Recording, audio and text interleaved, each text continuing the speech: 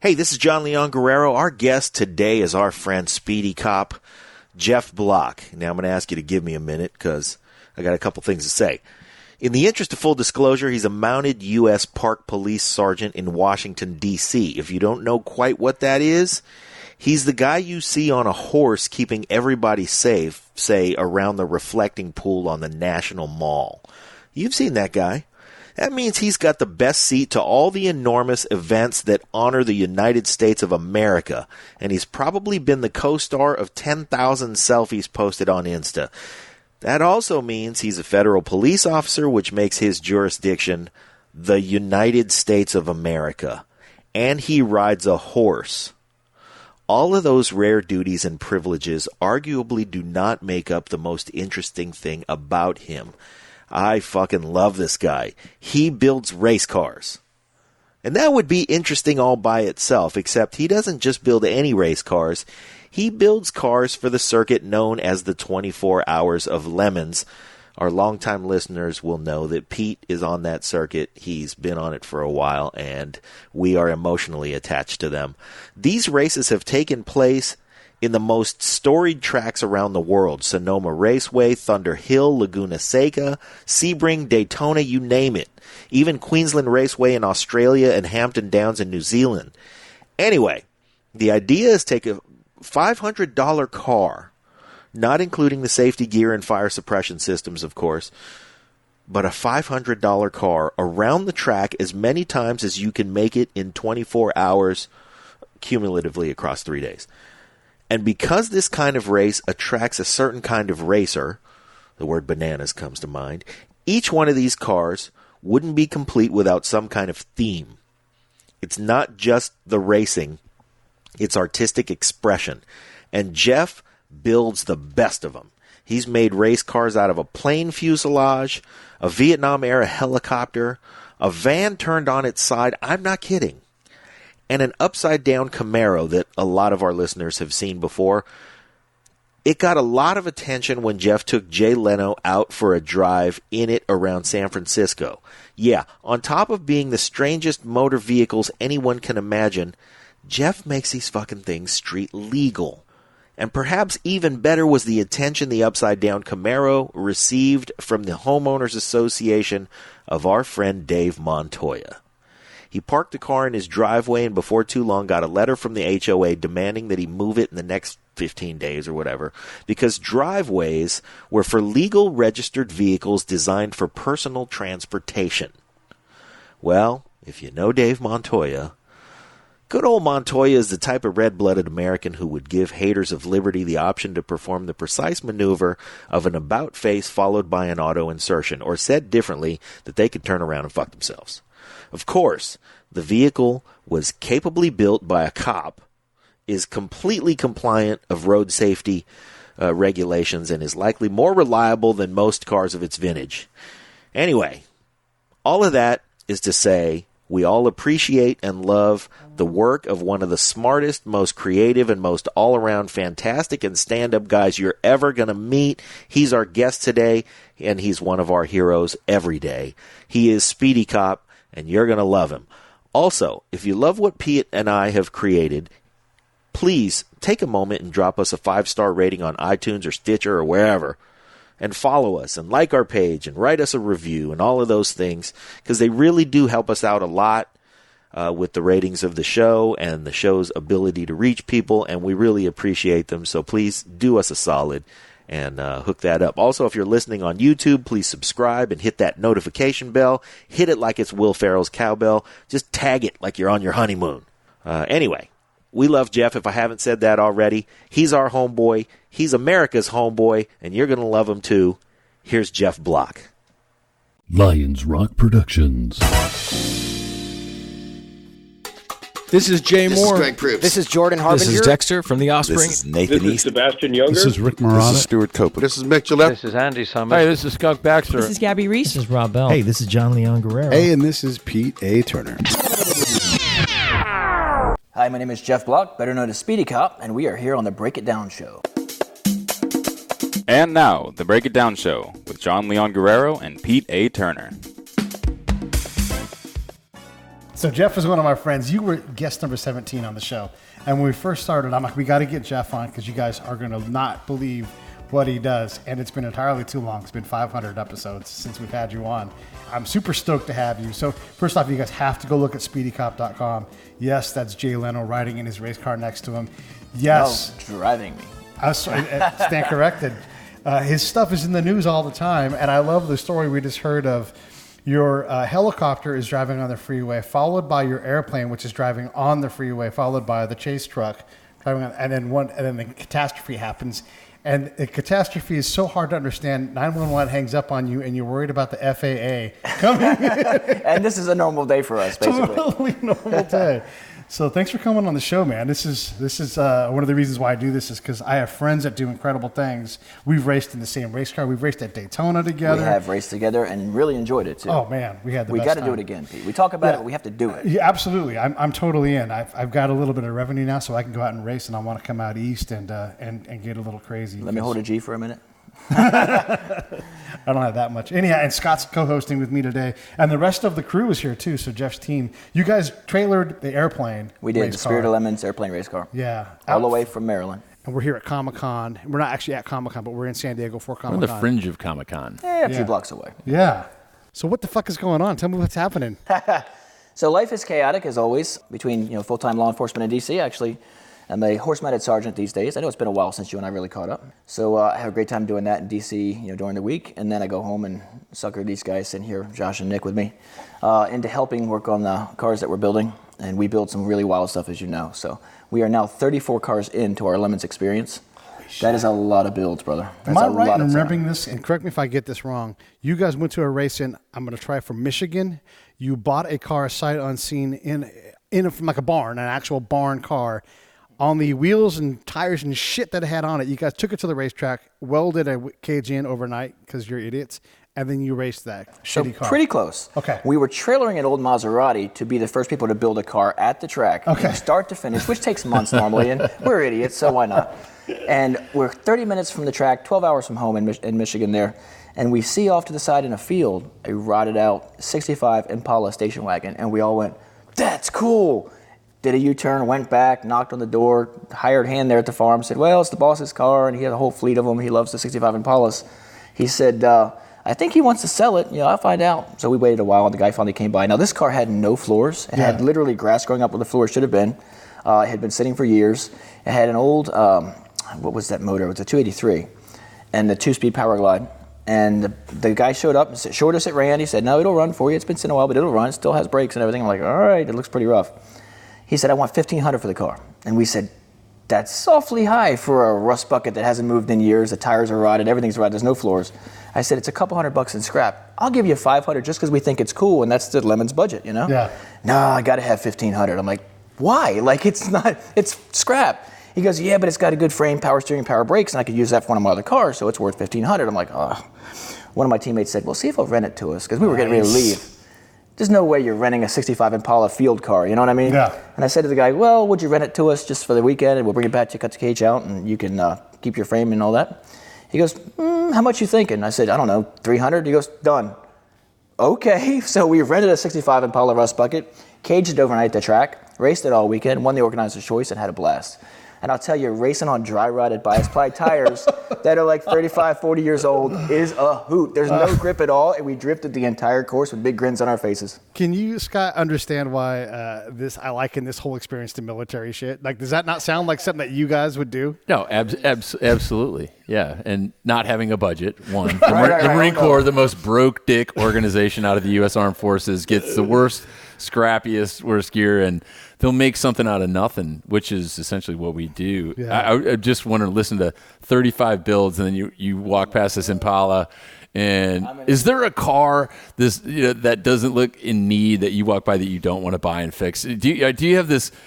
Anyone can answer this around the table. Like, you see a busted up car and you go, oh, I want to fix that so bad. Busted up cars, but after the whole helicopter experience, Audi is out. Oh yeah, we're done. We're No more completely. Audis. Yeah. Audis Just are bad out. luck. They did just say helicopter and Audi, and yes, they are the same thing, just so you guys know. You'll have to look at the pictures online, speedycop.com. So if we hadn't made it amphibious as well as street legal and road racing, maybe it would have been easier to build, but no. Not just make it amphibious, Like, make you one don't engine build power all stuff of to it. make it easy. The Honda Accordion isn't easy. If it's easy, anybody could do it, right? Yeah, so we try to do stuff that's really unique, and that means a lot of extra work. Yeah, so you race primarily in what's called the 24 Hours of Lemon series, and so you take shitty old cars, and sometimes you theme them. Sometimes, like our car is more of a traditional race car, and then you have one of the teams is called Southwest. They have their cars painted like a Southwest jet, Right? And they have stewardess outfits, Fast car, and I mean stewardess outfits, not we say flight attendant now, Pete. Yes. Get with the times. But these are stews because they got short dresses and look like corn dog on a stick kind of girls, Right. But yeah, so this is the magic of what we do though, right? Because there's different styles. Like you want to do these ridiculous builds. Our car wants to go fast. There's people that just have ridiculous things. When you look at all these, it's a nationwide series. So when you see these, what do you see that it's not your thing, right? You have your very special builds, but what do you see and go, man, that is incredible. And So there's so many out there that are just awesome. My problem is I can't look at mundane objects that have nothing to do with vehicles or racing and not think of how to make that a race car now. It's an addiction. It really is. It's more of an obsession. But it's really fun, and people really respond well to it. They love it. So, just the airplane car that we brought down here for this Comicon, it's going to be featured on Ripley's Believe It or Not on the 28th. right. So And this show will go up right before that. And I'm stoked because it's Bruce Campbell hosting. Oh, come on. Ash from The Evil Dead is going to be talking about our crap for 6.5 minutes. That's awesome. Yeah. So, we're out here for the Comic-Con with the airplane car. And, of course, the thing runs flawlessly for close to 7,000 miles in the last 6 years. Okay, we finished it in spring of 2013. Now it decides to run like crap when we're supposed to be driving it around the Comic-Con, flying the banner that says Ripley, Believe It or Not, and Travel Channel. Yeah, all this shit that goes on this, like all the shit that happens best happens before the show. When we're talking to Jeff and he's talking about smuggling parts across the Mexican border at the Yuma crossing, like he's going to drive 4 fucking hours to Yuma through the desert and then try and link up with a Mexican parts specialist to fix his airplane car. And again, that's dedication, man. And this is like what we do by the mission. Scott was a commander in Ramadi, in one of the worst parts of the fight, and you have a problem to solve, and you don't get to choose the problem. The problem is there, and that's what we have. Like our engine blew up in Bakersfield by the racetrack, and so it's like, well, we get on Craigslist, like where can we find, an engine in this type. And so we found some Vatos down in South Central that had a Lincoln engine. They just pulled out. It was running when we pulled it out. So we drive from Bakersfield down to South Central, $350, drive back, put it in, and we put it in wrong and blew up the engine 2 minutes in. It's just like, you guys about know. like one of our builds. So, my motto is never give up, never surrender. Right. And I know that you, with your extensive military background, he's done some stuff, guys, that he can't even talk about. So now, I don't know Scott's background, but you seem pretty cool. So how many years? 24. Wow, getting away your age. Yeah, older than you. Thanks for your service. Yeah, I've got just about 24 in law enforcement, and looking forward to my 50th like you wouldn't believe. Another 3.5 years and I'm out of there. I can't wait. Nice. How long I love my job. I have a fantastic mounted job. Too? Been mounted the last couple of years. Before that, I was mounted for a little over 3 years, and then got promoted and left it and went back to patrol because that's what you have to do. Yeah. And then you fight tooth and nail to get back into the mounted unit. And horse-mounted sergeant spots are rare. It's like winning the lottery, so I'm glad to be back there. And I'll ride my career out there. But fighting crime gets old. Car, all things automotive. And his day job, he's not in a car at all. I'm on a horse. But they're the best, and I have horses. And very cool. But probably one of my favorite Ronald Reagan lines is, the best thing for the inside of a man is the outside of a horse. And to be introduced to that it's pretty powerful, man. And to do your job, and you get paid to go ride a horse and protect others. That's a pretty kick-ass I think so. vocation. I always say it beats working, but it's actually a lot of work. Yeah, and Jeff's an officer-friendly kind of guy. He knows his job is to be there at the park and quote-unquote do crowd control, but really he's doing crowd work, because people are there to do a variety of things in the mall or wherever you're at. Right. Talk about some of that work. So most days you're just officer-friendly on the horse. People see you, they want to take pictures with you, talk with you, ask you a lot of questions that a tour guide would have to answer. Not hardcore, crime fighting like I used to do, where chasing, crack dealers down alleys at 2 a.m. But and actually, Nick is Metropolitan Police. He's been there for 7 years, so he's still doing the alleys and the crack dealers. Well, thanks. Regularly. He might have tussled with a guy a few days ago that lost a tooth in the process. Guy kept fighting him. He kept saying, "Stop fighting." It's all on video. The bad guy. Jeff's got a great smile. He's got all his choppers. Dude, it's good to know that when you need to handle it yourself, it comes back to you like that. It does. Yeah. So a lot of excitement over the years with my job, and I'm, like I said, very blessed to be able to do what I do. But I'm ready to move on and do the car thing all the time. So when you stop being a cop, you're thinking, this is the gig. Oh, this Speedy is it. Cop 24/7. I'll be building dumb shit all the time. And these two bastards will be there with me going, what have I got myself into yet again? Yeah. It's kind of crazy because every time he comes up with one of these schemes, we're like, well, this is fucking dumb. Yeah. And then we're like, but he always figures it out, you know? He always gets it done. We might not like always agree along the ways, but he always pulls it out, and it always ends up just being a great time. So here we are, constantly coming back. The difference in opinions are usually before the first build day, and then when the sawzalls and grinders and torches come out, and we start putting these random pieces together, and they start looking like something. It's like everything changes, and we just all jump to attention and just start nailing it. It starts looking cool. You get your motivation all of a sudden. So Jeff is your guys' leader. Is that fair to say, or is it more of a committee? There's deliberation in all of it, but for the most part, every decision comes down to him. It's his money, his cars. You know, we're not going to say it's a dictatorship at all, right? But no, I mean, he's actually he's pretty good with listening to the team, and we figure it out together. We all have our areas of expertise and things that we bring to the table, and we just kind of use that as a group and push things out of the ground. Well, you guys do incredible work. How do you figure out how to source some of this stuff? One-way vinyl, making an accordion bellow. I mean, how do you guys figure this out? I'll leave that to Jeff. So that's all you. Yeah, and it's challenging. So Pete, you know me. I'm not the most organized guy in the world. No, a little bit of ADHD going on. A lot of movement, a lot of talking. Exactly. Yeah. I call it not being a fucking slob, for the record. Oh, there's utility in it, all right? Well, hey, a lot of ADHD, CEOs are, ADHD and all that. So attention, detail-oriented people. Ish. But people don't realize how much goes in it. The guys do because they're part of it. Yeah. But it's all day, every day. Whenever I'm not working, it's this stuff. And my wife is a saint. Jamie just puts up with this and has for. She's a saint. Almost 21 years now. Yeah. She really is a saint. I'm just very blessed. But, I mean, no shit. You put her through a lot, and I do. Yeah, no, I mean, do. I want people to understand. She's a trooper. She really is. She comes out to the garage and helps. She doesn't have all the abilities, she doesn't do the welding and fabrication and stuff like that. So she'll do the mundane stuff people don't want to do. How She'll many do man hours masking does she off put cars into for paint, polishing the sanding, plane? and those. She probably has herself 100+ hours of sitting there with a freaking buffer, trying to take the 40 years of oxidation off this thing and polish this aluminum out.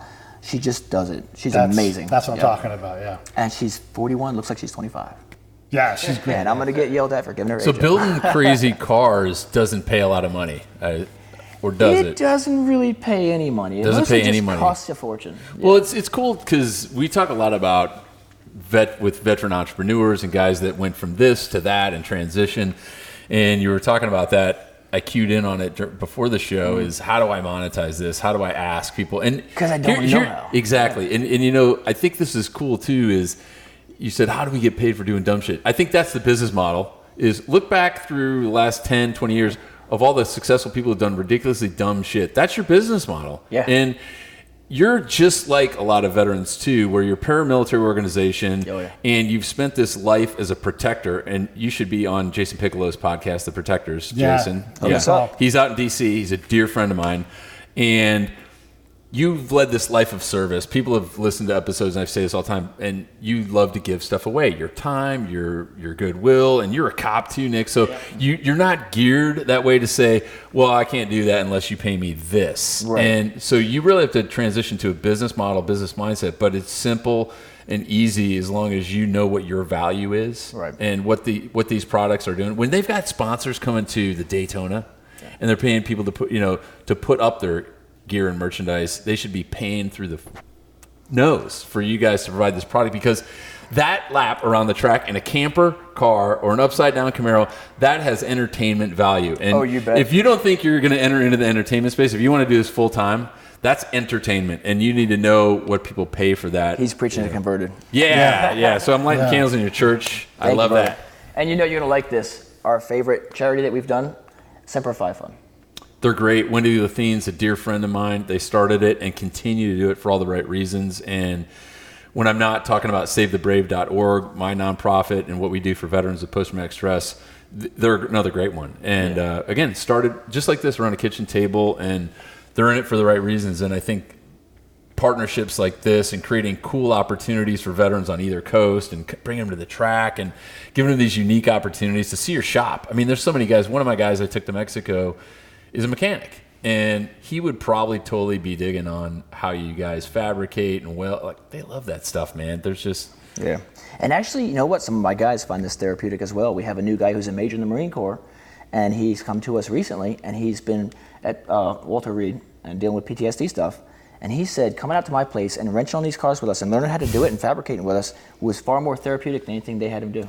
And that meant the world to me because I want to help. That's what's cool is there's so many nonprofits that kind of clutter up the veteran nonprofit space, but it's all about these boutique 501s. Like maybe fishing isn't your thing. Maybe backpacking isn't your thing. Maybe it's mechanics or, welding or whatever.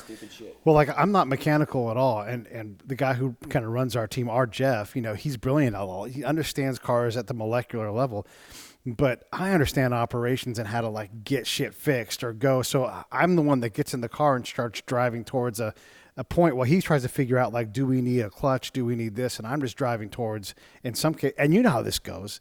7 hours away, each way, 14 hours. So I'll be back tomorrow morning right around 9. You guys will take 2 hours. Okay, good. And so we just, you put a dip in, you grab a Red Bull, and you start driving. And that for me was really there are 2 reasons why it was therapeutic. One, when you're in the race car, there's no room for anything else but what's in the windshield. And you know how that. I mean, you guys, it's I haven't got time for stress. I'm just trying to bring this car in, and I'm not super fast. I try to be smooth and bring as much car back into the pit when I'm done. So that's plenty. And then being useful and solving these impossible problems and that pushing through to take the checkered flag. Even if the car is going 2 miles an hour, you're not towing us in. Right. Exactly. Do you see that? Are you the guy that has the brain that is like the Chilton's catalog, and you flip through the pages and there's an exploded view of all of the components? Is that how you see it when you look at a car? It's weird. I can look at things and figure them out. My grandfathers are both brilliant engineers. I can't do math to save my life. I can never be an engineer. But I can look at things and kind of figure them out or engineer through them in my head. And then trying to explain to these poor bastards what I have in mind and how we're going to execute it. And they're just like, oh my God, you need to learn CAD and show us on paper or, on the computer screen. I can't do that. I can't even draw good stick people. Why do you guys want to do that? Yeah, I don't even know. And it's difficult because I come from a construction background. I was a welder for a couple of years. That's prints are everything. You live and die by your prints. And when you don't have them and you're just well, put it kind of over there like this. Maybe flip it over that way. That might do it. That might work. And it just always somehow kind of comes out. And if something starts going one way or another, we figure out a way to just make it all work and look the way it's supposed to. Just funny how his ideas end up on the projects. It just takes a minute to get there. It's kind of wild too because I feel like generally most police officers are type A personality. So every once in a while you would think that we kind of butt heads in the garage. Jeff would be like, no, that's all wrong. Just listen to me. We're doing it like this. This is what's wrong. I promise. And everything in my body is he doesn't know what the hell he's talking about. I'm looking at this right now. I'm going to do it my way. And for some reason I always have to go back and do it his way, and it ends up working then. And it's I just have to constantly just remind myself Jeff does know what he's doing. And it's just I can't picture it, but somehow he does without even looking at it. So with so many cops in the group, being a non-law enforcement person, I'm considering myself the outlaw, and I run from the cops. That's kind of my style. So when we're in the garage, it's kind of the same thing. I'll do something over here and hope that he didn't see me do it the way I wanted to do it, and then he'll come back around and go, well, sometimes he'll make me change it. Sometimes he'll leave it. It just depends. That's just kind of how we roll. Give us an idea. What does it take from concept, everything's acquired, to on the racetrack? So it depends on the build. The upside down Camaro, which is arguably the most famous build ever, it's been kind of featured around the world. 3 weeks, start to finish, $1,800. In my mind, a super easy build. Yeah. Just a boom, boom, boom, done. We did the Truckster even faster, even though there was a lot of detail and a lot of effort and a lot of taking time off of work and just burn up vacation days. 2 weeks flat. Now you take the helicopter, 3,000 hours over 6 months with dragging everybody we possibly could in from the team and just grueling. That thing fought us every step of the way. It was a nightmare build. Then it hit the track and dropped the valve 2 laps in, grenaded the motor, nightmare engine swap. Then it went on the Lemons rally, blew the transmission near the end. We got close to Alabama, took it to a Ford dealer. Can you take our amphibious Vietnam attack helicopter race car that we're street driving and put it on your lift to change the Audi Quattro trans fluid and flush it in the hopes we can get the last 100 miles. And they went, really? And please. And they said, okay, sure. And the guy was a master tech, thought it was the coolest thing, got it up in the air, got the fluid flushed. It limped the last 100 miles, slipping the whole way. We got there, we were done. Finished the rally, got our trophy, put it on the trailer, hauled it back home.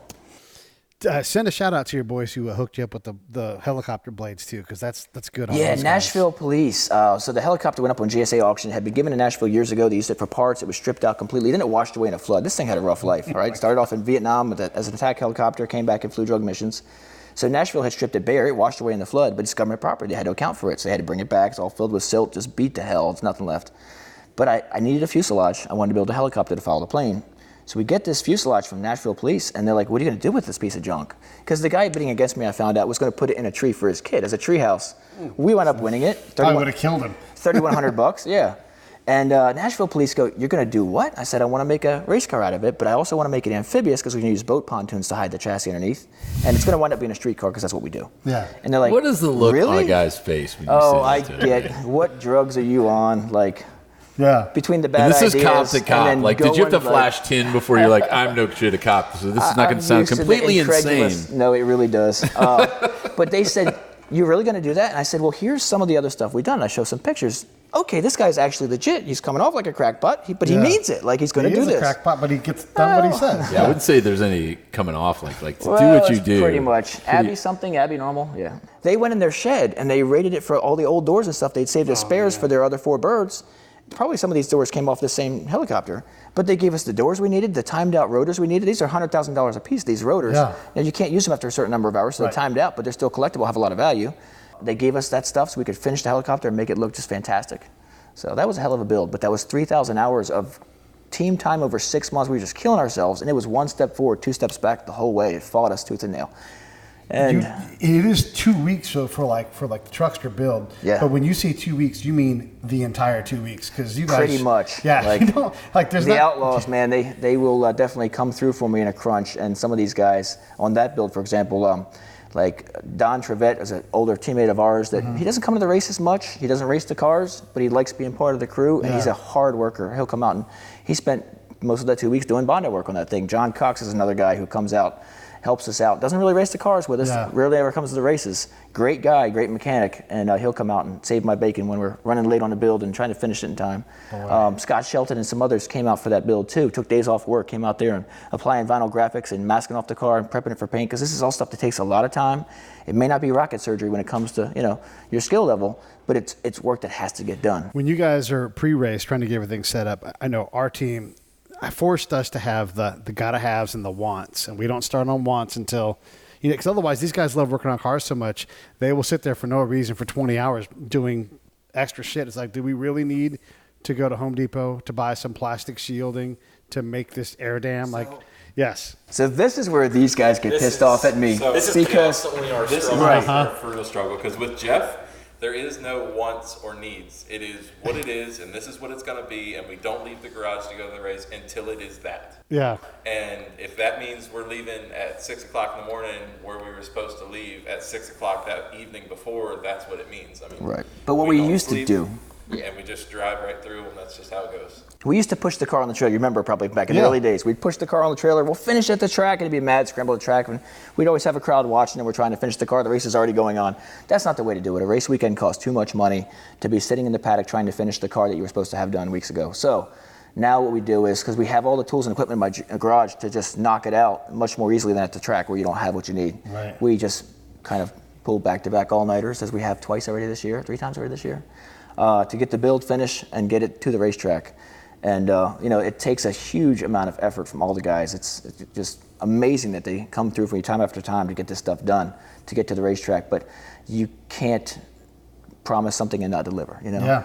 Your word is your bond, right? So if you're going to show up with something, you show up with it. So like this Pacer build, 2 rear ends from AMC Pacers, because they were always called fish bowls, right, ever since they came out in the 70s. And that was because the back end was shaped like a fish bowl. But in my mind, a proper fishbowl, that's only half of one. You need 2 back halves to make a fishbowl. So I found 2 rusted out AMC Pacers out in the Indiana border and a 12-hour drive away. Got them on the trailer. got them home, trail of rust flakes, in our wake, and got them cut up, put the 2 back ends over a Toyota MR2, and then did a wrap on the car and made it look really cool. It's like a aquarium. So it's the fishbowl. 2 of the dorkiest cars put on top of each other. Right. The MR2 meets Pacer. Yeah. I call it fugly because that's what they are. Totally. But that's the thing. Like some of those cars are so fugly, they're cool. You know what I mean? So Absolutely. What about times when you... Oh, let's actually go back to the helicopter, because ultimately the helicopter does win. This episode of the Break It Down Show is brought to you by Lions Rock Productions. That's us. We publish, evaluate, and develop podcasts just like this one, consult others to build their own, and create associated content and content marketing strategies. So if you're launching or expanding your social media presence, your business, or your personal brand, or if you just want to take your media presence to the next level, Reach out to us on Twitter at Pete A. Turner, or at JohnLG69. at the Break It Down Show. There's 1,000 ways to get a hold of us. Now enjoy the show. What about times when you... Oh, let's actually go back to the helicopter, because ultimately the helicopter does win in the end. So It fought you guys until... it fought us through and through. So the motor blew 2 laps into the race, and it's a nightmare job to change. We couldn't finish it in time to go back on the racetrack. It's like a 3-day motor swap job because it's buried under the rear because it's amphibious.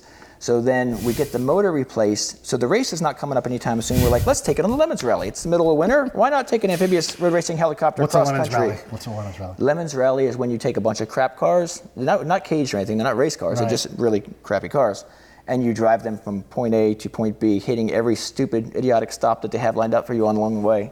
And you earn points for everything, and the points at the end, you win some awards or whatever. But it's just really fun. So It's like a pub crawl for cars. Basically, pub crawl for cars. Yeah, you spend 5 or 7 days just hitting, little horrible tourist trap places, out of the way stuff. Just really, it's a lot of fun. It's trying to limp a crappy car along. And of course, this Lemons Rally was in February, and of course, it snowed like crazy for the first 3 days of the trip. So now we're driving an amphibious attack helicopter race car in the snow that's running poorly, and the transmission begins to fail. We've just changed the engine. I take it back. The engine was running really well. The transmission started slipping like crazy. But these things, the Lemons Rallies are a lot of fun when you're going from, we started off in Moscow, Pennsylvania, we're going to Paris, Tennessee, and then on to Barber Motorsports Park. We get there with the transmission failing and the brakes started failing as well. So this thing fought us tooth and nail the entire time, building it, racing it, road rallying it. We get it finally fixed up and right, and what does it do?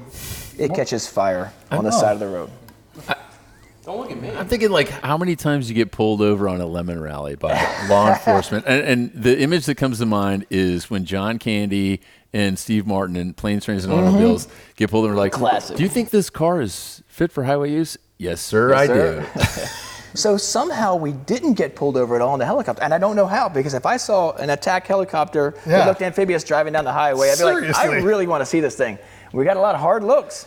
Nobody lit us up. There is a license plate there. Let it go. So, after all that and all the hard work, we finally get it right. Like, we had changed the motor, nightmare job, changed the transmission, nightmare job. Now it's perfect. It's purring. So we got a big media thing going on in Philly. We wanted to take it down there to Comcast Cable. Was it Preston and Steve's show? It's a big show in Philly. And we're doing a whole live thing with them. So we're bringing the helicopter car, the airplane car, and the sideways van, the trippy tippy hippie van, which is what it sounds like. It's a VW camper van that drives on its side. Okay. So that one's on the trailer because it's not yet street legal, so I'm driving. Nick here is following me in the helicopter driving it, and Josh here is following him in the plane.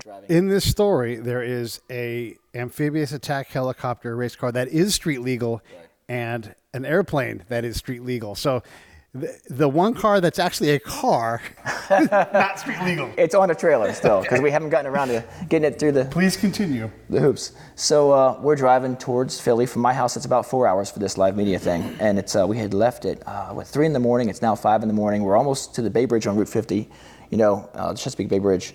And the helicopter stalled on Nick here. And he looks behind him and he sees a little flame in the wiring harness, which is mounted in the tail. It's the stock Audi wiring harness for the engine, which is rear mounted.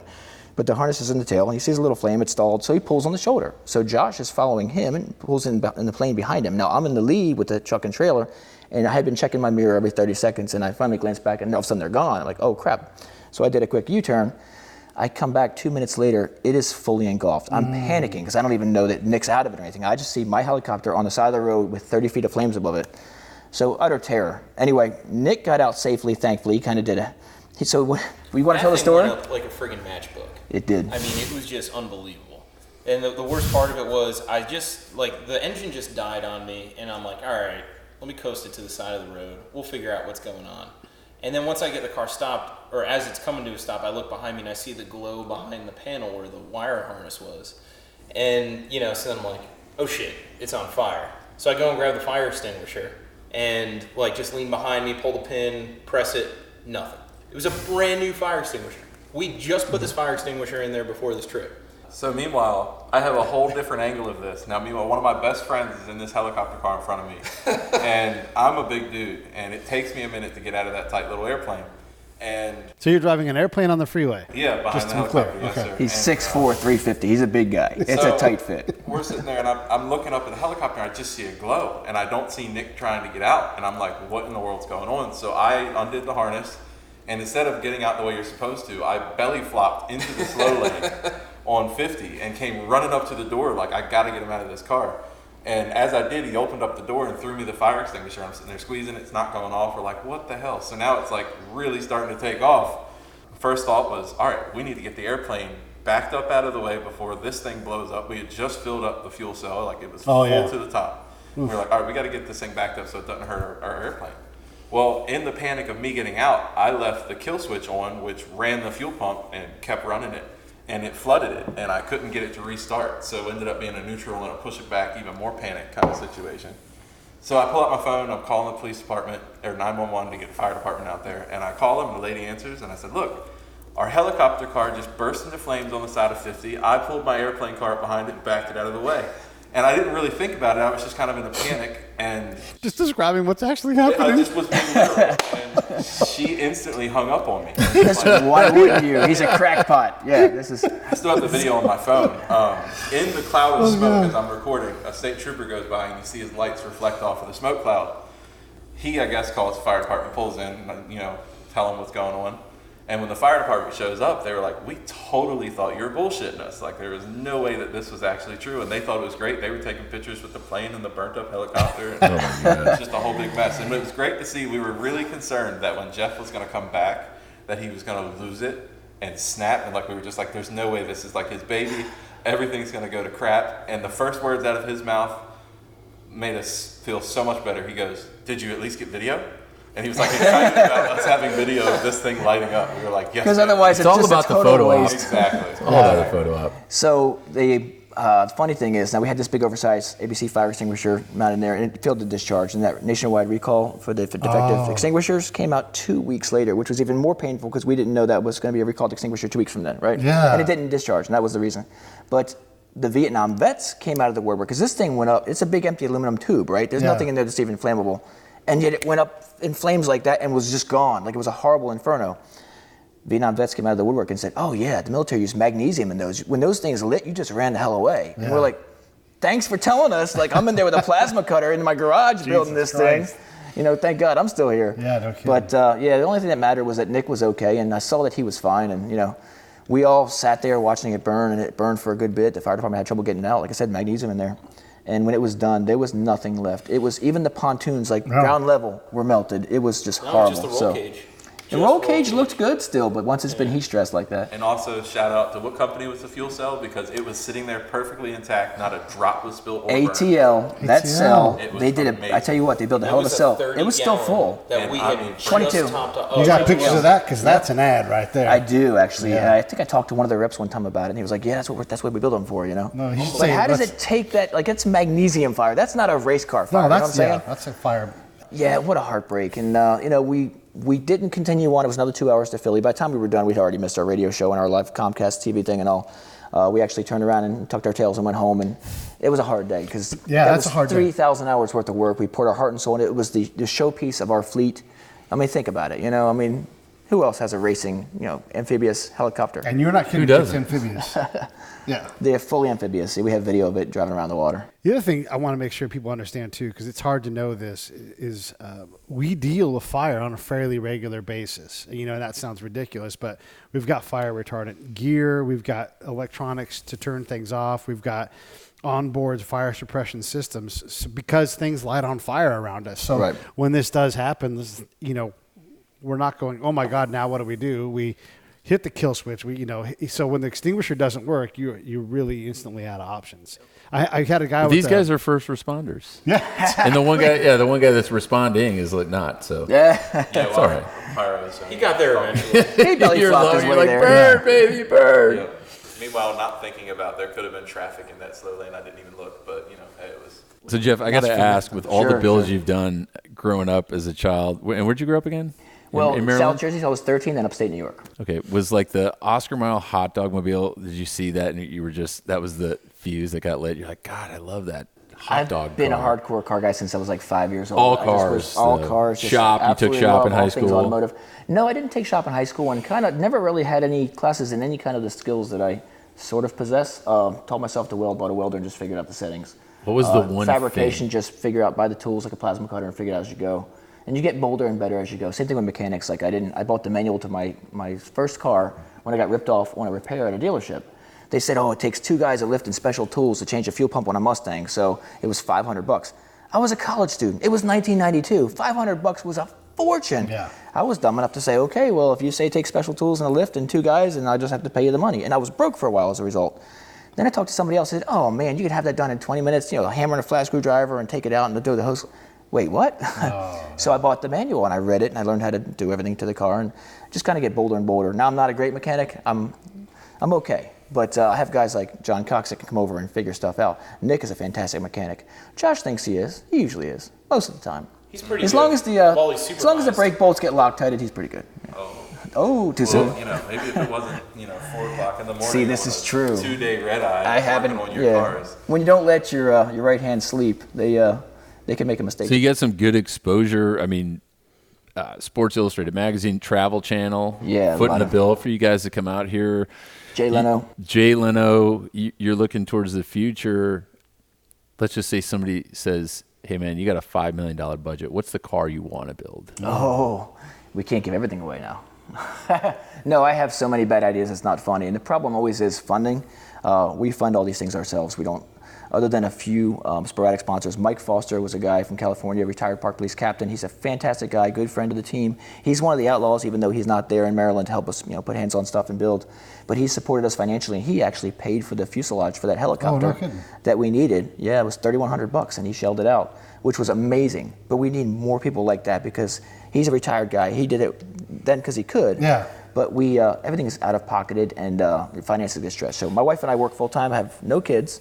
Yeah. And we're scraping by paycheck to paycheck because I'm spending our money on cars. And seems like she doesn't love that. She's the frugal, sensible one. Yeah, but there might be someone listening. You say, hey, I want to build a Godzilla car or a Marvel car, and they say, we would love it if someone built that for us, and you're the guy. Oh, so we would love give him a taste, man. Yeah, give him one. Like what? Use Scott's quote. Like let's say Jay Leno says, I'm going to pin you to the wall on this. What's the dream car? No limits. Jay Leno car build. I have to pick one of these ideas. There is a lot of bad ideas rolling around this head of mine, and every time I bring one up to these guys, they're like, "Are you freaking kidding me? Like, haven't you had enough punishment? You would be there, yeah." I have an idea you can do, and this is perfect for you guys. I'm sure you'll figure out how to do it. The QE3. Okay. The Queen Elizabeth III. You just, and just get yourself the biggest fucking ship that you can put a car into, and then do that. Chris Overzet did a pretty good job with the Titanic limo. See, we did a Titanic first, but it was a BMW 3 Series, so it had the big 4 smokestacks on it. We even had a little guardrail or fence around the hood and trunk and all that for the little people we had glued on there. But he did it with a gigantic limousine, so he did a fantastic job with that. But stuff like that, I love. I actually tried to buy a 40-foot fiberglass submarine replica. There it is. All the way across the country in Washington State that popped up on Craigslist out there for like $3,000. And it was used in the movie U-571. And I love that movie. Yeah. I love submarines. Great movie. This is a gigantic, heavy, and it even had buoyancy tanks. So it had like metal. It was really heavy. It would need a special 18-wheel to even haul it back. But where else are you going to get a movie prop like that for a couple grand that you could turn it into at least a tow vehicle, if not a race car? And then you're a Jersey guy, so you can easily go to Bon Jovi and be like, you've got to be on the team for Help this race. me out, bro, yeah. Yeah. A submarine car would be sweet. I really would like to do a proper submarine car. Now, people joke about the one we just did because it kind of looks like a submarine because it's a AMC Pacer rear end on both ends, so it's a very like egg-shaped car, if you will. But that was meant to be aquarium from the get-go, so we're not going to change it up now. I do have a lot of bad ideas. I think the 34 builds we've done so far, just for Lemons, speak for themselves. Now, we've done some other stuff, too. We've built some cars for dirt track and things like that. But and in fact, these guys race with me on the local dirt track. So when we're not thrashing on a Lemons car, we're down the road from my house at the local dirt track. Unfortunately, we spend pretty much every weekend with this guy. Yeah, poor bastard. It sounds like you guys are living life pretty good. It's great times, and we have a really, really great chemistry in the garage and whatnot. And that's why even like if we ever butt heads, we like smooth it out within probably 5 minutes. Yeah. How many races per year when you guys are on the track? It used to be 8 to 10 races per year and 4 new builds per year, and that's a pace really nobody can maintain with families and jobs and commitments and things like that. So I was overextending all of us, and I realized that, like financially too. Like you start, well, I'll just throw this race on the credit card and pay back as soon as I can. Well, the payback doesn't really happen, but I got another race coming up I really want to do.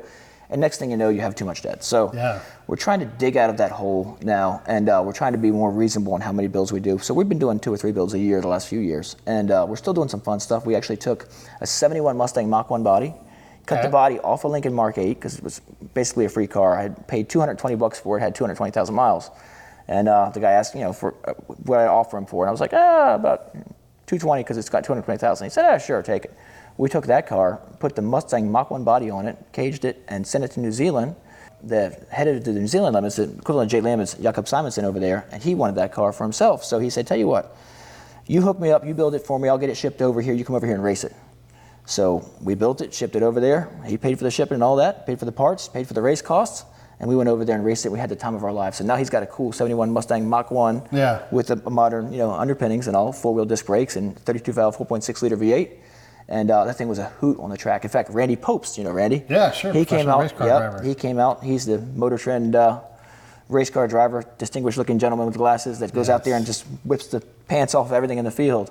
He came out there and raced it with us there in New Zealand. So experiences like that we get sometimes. And that's amazing, and we want to do more and more of that. But I think we also want to branch out into other forms of motorsport. Like I love to compete. Obviously, you know this. You know me. I love to compete in any kind of motorsport. So.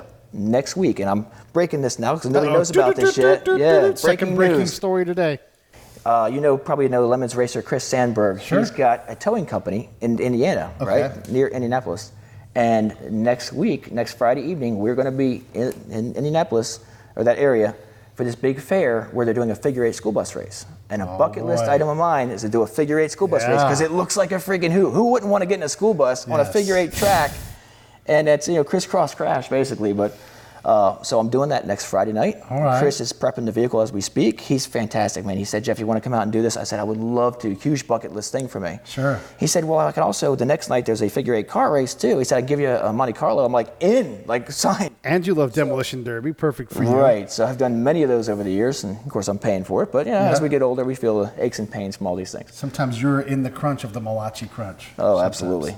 But it is a lot of fun. And you know me, I like to compete. So I'd like to be able to take this group of guys and build different cars for different types of racing events and go out and compete with them. I hold my own pretty well as a driver, and these guys are coming along. We're developing them, as you will. So this is for all my friends listening. If you guys get a chance to go to one of these figure-8 races, it's not just that. There's likely to be a demolition derby. The guy with the rocket car is likely going to be there, and he's going to burn things with his car. And there's going to be there's like I don't know how to describe it. Let's say you've got a front-wheel drive car, like a Dodge Colt, and on the back you have the wheels, but you put like a metal skid plate. So when you drive the car, if it goes too fast, all of a sudden the car flips around and everything else. And then there's trailer races where anything attached to the back of your car counts as a trailer. So someone like Jeff would be like, well, I'm going to get a camper trailer and race around. But some other guys are going to I'm going to build like a death machine 4x4 truck and put a jet ski, just a jet ski, chain it to the back, and then they just take their big truck and they drive over the other things. So it's like a race of sorts, but it's more like 50-mile-an-hour demolition derby, and it's just insane. That sounds like a perfect thing for you. So I'm excited to check this off the bucket list. People, I think, realize it takes a lot of hard work to put these things together. And they see like the highlights on Facebook and Twitter and Instagram, but you don't get the real sense of the endless hours in the garage that we all have to put in to make these things happen, or the effort that goes into it. Today, for example, I think I told you, hadn't been to bed yet. Last night, we drove all night to get here after thrashing on the plane all day because it started running rough, and we needed to drive around to Comicon this week. The night before was 3 hours because we were traveling. It's been a long trip from Maryland to the West Coast to be here in time for this event. This was a short notice deal. I was delighted that they called me and said, would you like to come and do it? But we had a couple weeks to prepare, and that's a couple weeks to prepare for this in addition to our lives and jobs and other commitments. So everybody pulled together to get us here, and we're here now, and the plane looks amazing. Here in a few hours, we'll stick the new fuel pump in it, and hopefully then it will run right, because right now it's not getting enough fuel pressure, so it's running real rough and stalling out on us. It's not all internet fame and glory, you know what I mean? It's a lot of sleepless nights like there has been this week to get here and to do these things. So I think most people appreciate the level of effort that goes into it. I just want to see my guys be able to take that and reap the rewards as well, you know, because sometimes it feels like they don't get enough of the good times to offset the bad, right? Because we're out there working so hard. So eventually what we're hoping for is, we've had different show producers talk to us and stuff and say, you have everything we need, you have the chemistry, you have the dynamics, and there's definitely the drama. They won't, because I have a thing about scripted drama. I mean, it's an insult to intellect, right? You can't stand it. It's obvious as day when you see these car shows, and they're basically saying their lines and arguing and stuff like that. Now, we'll have our arguments, and we'll beef sometimes, but that's naturally occurring. We also have great chemistry as a bunch of guys and gals that get together and build stupid stuff. And, you know, it's funny because we can be messing around in my driveway for 3 weeks and make world news. And it's just kind of a shock to us every time. Like, holy crap, like I see this being covered in Japan and Korea and everything else. And all we did was screw around in my driveway for 3 weeks. But we're having fun doing it. We're doing what we love. We're going to keep on doing it. We use it to raise money for charity. We've done a number of different charities.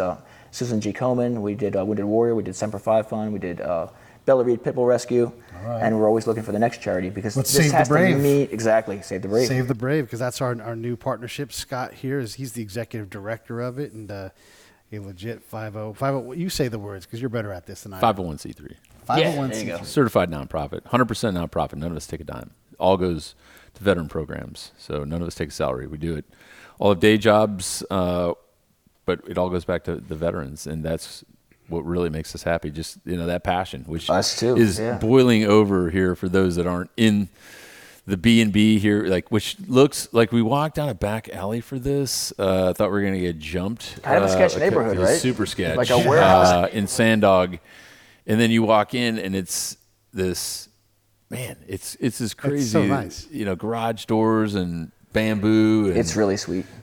One of the sweetest Airbnbs I've ever been in. But yeah, you guys, the passion that you can feel from everyone on the team, you know, this gang of outlaws is it's legit. And that's, you know, if you love what you do, when you retire from law enforcement and you start doing this full bore, man, if you have that, it's going to be off the charts, man. One of these shows, I can't seem like not picking it up. And I think that all the ingredients are there. It's just a matter of getting the right producer with the right pitch at the right time. We have a bunch of cops on the team. There are several others besides, you know, the ones in the room here. And Damian Jedlicka, for example, he's another Metropolitan Police officer, and he's also an IT guru on Capitol Hill.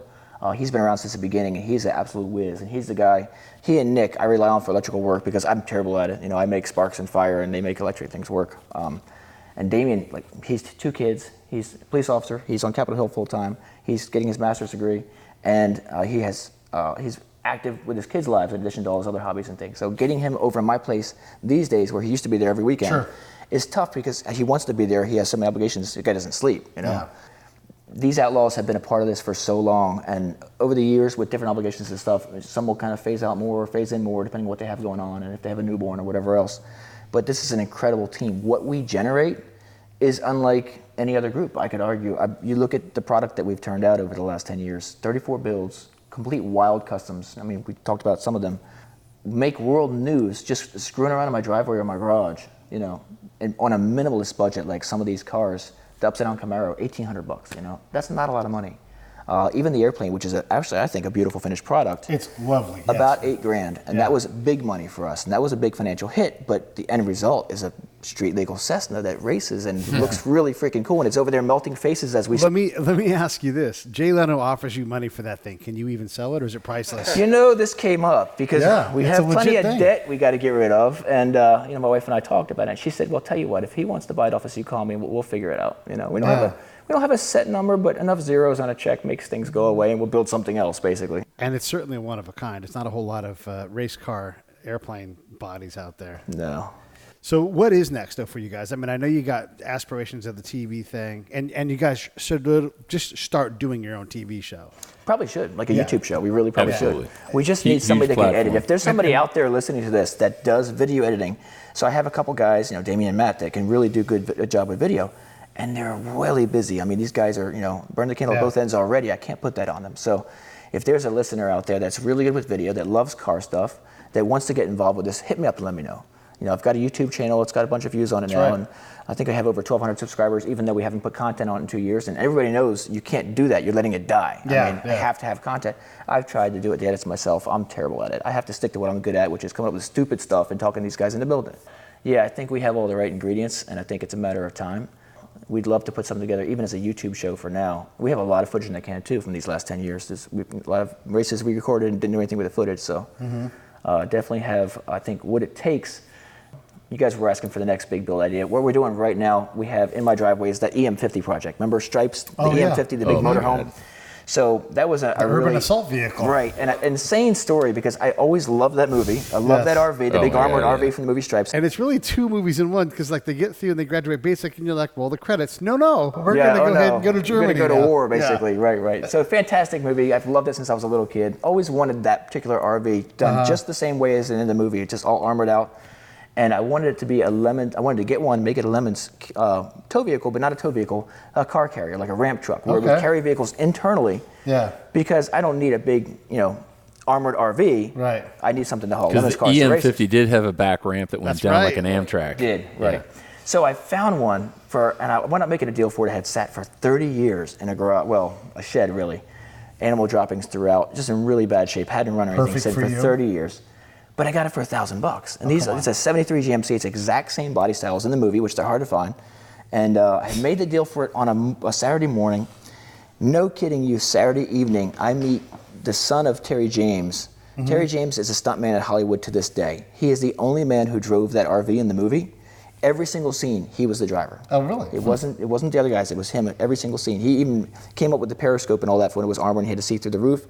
And then he told me because the armored slats in the front, the periscope maneuvering through all those tight buildings and things, and the shootout scenes at the end of the movie, he couldn't see well enough. So he came up with what I came up with in my head, which was like chrome window tint with black stripes to make it look like the slats. So you can see, because this is going to be a street-going vehicle. I'm going to drive to Lemmons races with it. Of course you are. So it's great because the morning I make the deal for this RV, and I'm so excited, I'm finally getting this thing.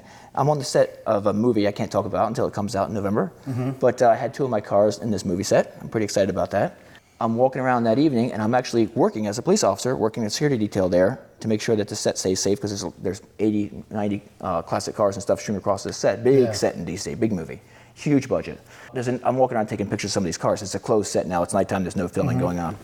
And there's another guy walking around taking pictures of the cars, and I recognize a fellow car enthusiast. I said, hey, it's pretty cool cars, right? He's like, yeah, it's real cool. And I said, well, we built some cool stuff too. And I showed him pictures, and he's all excited. Like, people like this stuff, You put a VW camper van on its side and made it race. That's awesome. It dawned on me, like, that morning I had made a deal for this RV. I said, have you ever seen the movie Stripes? And this is a younger man. Most young people haven't seen it. It's an old movie. Right. He looked visibly startled, and he, jumps back. He said, did you say Stripes? I said, yeah. He goes, dude, my dad was a stuntman. He was the only one who drove that RV in the whole movie. He was the only driver. I was like, dude, seriously? The same day? What are the odds of that? That's crazy, Impossible. Right? Yeah, he called his dad. His dad talked to him on the phone. He was all excited. Terry James is the stuntman. He can't wait to drive our finished EM50, and it's sitting in my driveway. It's been sitting there for the last year. We've had so many other projects and so many things going on. We haven't gotten to it. Yeah. We have to get back on that one and get it done. Get that finished. We might actually stop by Monday and see him in LA. You should. You have to. He wants us to come by and visit. He really wants to drive the airplane car, and it's not going to be on the West Coast again anytime soon. It's here for the first time. And it may stay on the West Coast. Well, put enough zeros on the check. Like I said, we'll build something else. Come on, Jay. Yeah, so we have to visit with him and get that project done. And there's a bunch of other projects. I have what I call the Field of Dreams. So in a clearing in the woods behind my house, I have a bunch of past and future projects.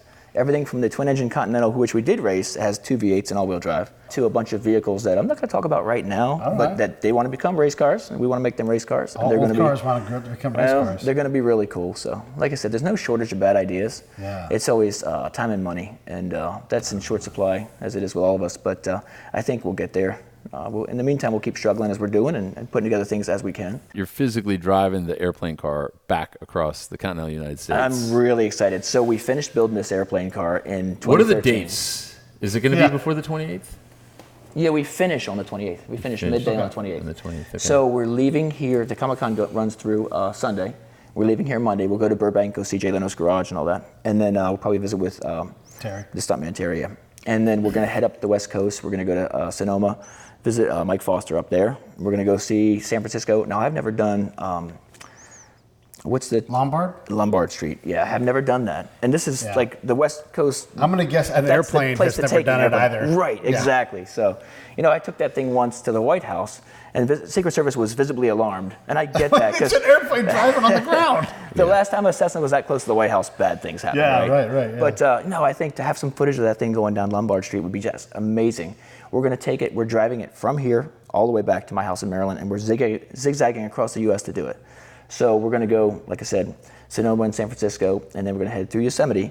We want to go visit El Capitan again. Now, my grandfather, my dad's dad, Jerry Bloch, he was the oldest man to climb El Capitan at like 59 and a half, right? He heard some French climber that was in his 70s was going to go climb it. And he said, oh, hell no, you're not breaking my record. He went back at 81 years of age and climbed that thing, the hardest route up. It was an 11-day climb. Did it all on his own power, 81 years of age. So he holds the world record. So I just like to go and stand in awe at the base of that majestic mountain and just remember what he did and how amazing it was, because that's inspiration to me. Somebody you guys hear doesn't your give future, up. right? This guy ain't stopping, not anytime soon. Yeah, we know what we signed up for. Well, listen, we had you for an hour. You've got to get some rest, or not, whatever. I haven't slept in a few days, but I'll sleep when I'm dead, right? Yeah, exactly. Right. No, and seriously, keep pushing, keep doing what you're doing, capture it, get it out. Recording it's one thing, but get it produced, get it out there, because someone out there is going to see what you're doing. They're going to go, if these guys can do this, imagine what they could do if I gave them a budget, and that's out there. You guys because look, it's impossible to go viral as many times you guys have done. You have something that you guys have to start sharing more, because it'll work. And then you really can turn this into something that you do, because look, just showing the pictures, I know the whole story, and I can't stop smiling. So it's not about fame and fortune for us. That's the thing. No, of course not. We're doing what we love. It's your passion. It would just be nice not to be broke in the process. You know what I mean? That's so if possible. somebody else started paying some of the bills for some of that stuff, man, we could do so much more. It'd be great. But we're going to get back on Sunday the 28th, and that's when that Ripley's Believe It or Not show airs. It's 6.5 minutes, which is a tremendous amount of primetime TV for us. So we're really excited. We haven't seen the segment. What channel is that on? This is Travel Channel. On Travel Channel. Yep. So super stoked to see that segment on our stuff, and then we'll see what the future holds. SpeedyCop.com. You guys can engage with them on social media. These guys are incredible. They're my people. I love these guys. I love what you guys are doing, man. Thanks, Speedy. That's so great. Thanks, man.